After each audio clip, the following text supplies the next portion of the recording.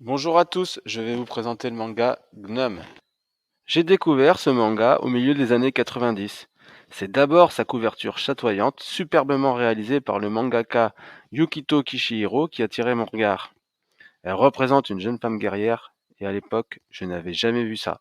Je me suis donc posé à même le sol dans la librairie et j'ai commencé à lire. J'y ai découvert une vision du futur qui décrit un monde violent et noir dans lequel l'humanité survit tant bien que mal.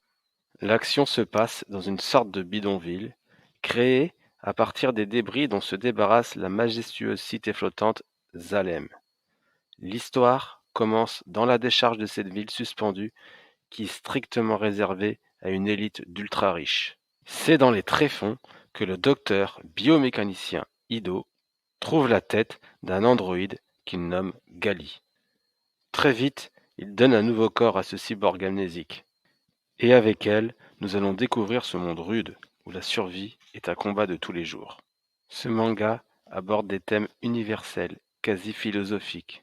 C'est d'abord une quête existentielle, où Gali découvre son nouveau corps, l'apprivoise petit à petit, jusqu'à se découvrir de grandes aptitudes physiques.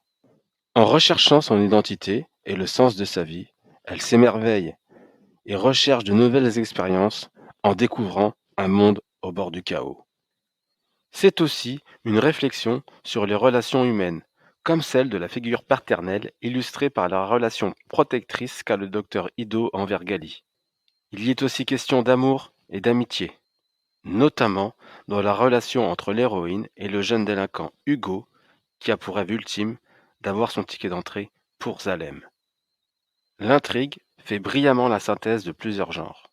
Gnome, c'est d'abord une œuvre de science-fiction, plus précisément une dystopie. Il nous fait réfléchir à la fracture qui existe entre les riches et les pauvres. Il y a un fond de lutte des classes dans ce monde divisé en deux, où la ville du haut, réservée à une élite, se sert de la ville du bas comme d'une décharge. Cette œuvre emprunte aussi au western, notamment au travers de la présence des chasseurs de primes. Enfin, on y retrouve aussi des similitudes avec le péplum, comme par exemple l'importance de l'arène et de ses jeux ultra-violents. Dans ce monde, les habitants sont captivés et oublient leurs conditions misérables en regardant des combattants faire des courses de la mort sur des rollers qui ont pour intérêt principal de contrôler le peuple afin qu'il ne se révolte pas. Il est difficile de ne pas rentrer dans ce manga. D'abord, le graphisme est précis et semble s'inspirer d'une autre œuvre du cyberpunk, Mad Max. Les superbes illustrations donnent vie aux personnages qui sont travaillés. Leurs motivations, leurs comportements sont cohérents de bout en bout. Qu'ils soient bons ou mauvais, leur caractère s'explique. D'ailleurs, tous les protagonistes ont des qualités, des défauts, des doutes, à l'image même de l'héroïne, qui est parfois naïve. Mais là aussi, il y a une raison. De plus, l'intrigue est prenante. L'histoire suit une logique et a un sens. La tension, les enjeux montent petit à petit en utilisant à merveille l'art du cliffhanger à la fin de chaque tome, si bien qu'il devient difficile de ne pas avoir envie de lire la suite. À sa sortie, en 1995, la culture manga est très mal vue dans l'Hexagone. Beaucoup la caricaturent comme une sorte de sous-littérature violente, et Gnome s'inscrit dans ce genre. Alors, aujourd'hui, oui, j'ai une certaine satisfaction quand je lis que ce manga est considéré comme culte et qu'il a gagné le statut de chef-d'œuvre au point qu'Hollywood, par l'intermédiaire de James Cameron, ait décidé d'en produire le film sous le titre Alita Battle Angel.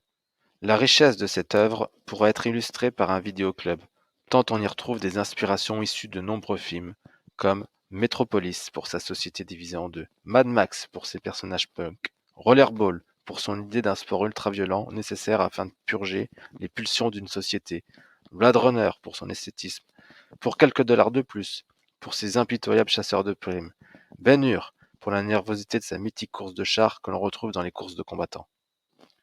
Pour conclure, il est évident que je vous conseille la lecture de Gnome, tout simplement pour découvrir un pan important de la culture manga, ou pour la beauté de cette œuvre et de son épopée sidérante, traversée de combats épiques, de sentiments et de destins incroyables.